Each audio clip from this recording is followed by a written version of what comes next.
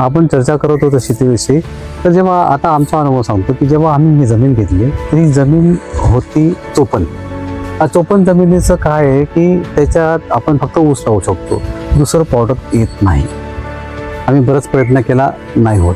तर आम्ही काय केलं, मी गोकुळ अमृतम हे शेणखत असं टाकून जमिनीचा पोत सुधारला. आता तुम्ही बघू शकता की आम्ही सर्व प्रकारच्या फळं पण घेऊ शकतो, पालेभाज्या पण घेऊ शकतो आणि बाकी सर्व घेऊ शकतो. युरियाने काय होतं आहे की युरियामुळे काय होतं की जमिनीचा पोत खराब होतो, जमीन घट्ट व्हायला लागली.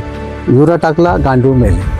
युरिया टाकला, आपला पैसा खर्च झाला. युरिया टाकला, आपला पैसा बाहेर गेला. अनेक वेळा जमिनीवर जो एक पांढरा थर दिसतो तो काय प्रकार असतो? आता तो ऍक्च्युली तो थोडासा युरियाचा पण परिणाम आहे आणि पाण्याचा पण परिणाम आहे. अच्छा, त्याच्यामुळे तो परिणाम. म्हणजे जमीन कडक होणं, त्यातले सूक्ष्म जीवाणू मरणं, किंवा कधी कधी मातीचा ढेकूळ सुद्धा दगडासारखा कडक असतो, हो, किंवा जमिनीवर एक पांढरा थर येतो.